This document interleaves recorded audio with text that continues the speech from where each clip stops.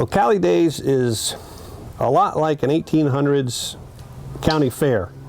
It's held every November here at the Silver River Museum, and in fact this is the 20th year. The first one was called the Pioneer Weekend, and it was held in 1995. So this one's kind of special. This one's our 20th. It's a fundraiser for the Silver River Museum, but it's also open to the public on the weekend, all day Saturday and Sunday. On Wednesday through Friday, we see about 1,200 kids a day.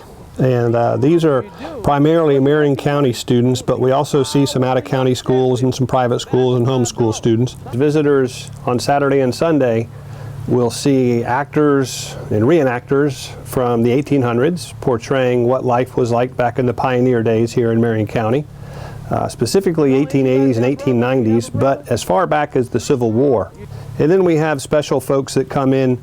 For instance, new this year, we have a Seminole man who's actually a descendant of Osceola. And then we also have lots of arts and crafts vendors that come from all over the state, and they'll be set up all over the museum lawn. There'll be old-time music and bluegrass.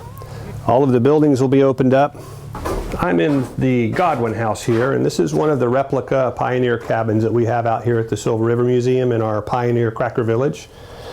We've got multiple buildings, and some of them are authentic old-time buildings, and others are replicas like this one. This one was built back in '95 by Freeman Godwin, and it was modeled after a cabin that he grew up in as a young man here in Marion County. The other old cabin here is called the Hinton House, and it's across the courtyard, and it's an actual historic structure. It was built in the 1870s by a man with the last name of Hinton, who was a returning Civil War veteran from Marion County, went off to war and came back and built the house after the war. We also have old log barns and a blacksmith shop and several old schoolhouses. One of the old schoolhouses is a 1930s schoolhouse from Silver Springs that was used by African American students during segregation. That's another authentic building, and it's been moved in and renovated to look like a schoolhouse would have looked like right around World War II. Mostly lions and tigers and bears. Lions? And tigers? And bears. Recently, the state of Florida allowed hunters to thin out the bear population that has become increasingly more dangerous to citizens of our state. A bear! Get that bush! A bear! Right there! We saw the bush move! And for the last 15 years, Lauren Hammond's elementary students at Stanton Weirsdale have been hunting bears in a different way, for a different reason. She brought the idea of incorporating bears into the curriculum to make learning fun, and also as a way to celebrate Oktoberfest. I wanted something in October that would tie in with our curriculum. We're studying maps in social studies, and bears live all over the country, so we identify which bears live where. We use this for writing, to use our senses in our writing and use describing words.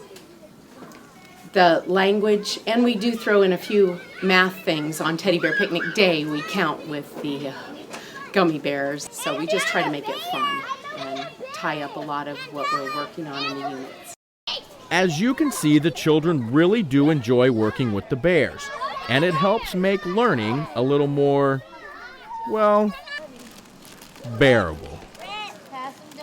The Peanuts movie opened nationwide last week, and if you can't get enough of Snoopy and Company, Vanguard High is presenting the musical You're a Good Man, Charlie Brown this Thursday, Friday, and Saturday. It was pure luck. We planned on doing the You're a Good Man, Charlie Brown musical back at the beginning of this year, back in January, February. And we acquired the rights and then found out the Peanuts movie was coming out around the same time that we were available to do the show. And so, lucky coincidence. Showtime is 7 p.m. on the 12th, 13th, and 14th in the Union at Vanguard. And Forest High's production of Almost Maine is almost here. 9 different scenes, all set at the exact same time, explore different relationships in a small town under the northern lights. And each of the relationships is at a turning point for one reason or another.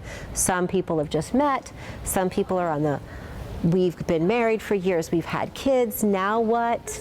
Some are breaking up, some are getting back together, some are reconciling. And The show is the 19th through the 21st. Showtime is 7 p.m. on Thursday and 8 p.m. on Friday and Saturday. After weeks of preparation, including hundreds of hours constructing a massive set, Jesus Christ Superstar is finally underway at Westport.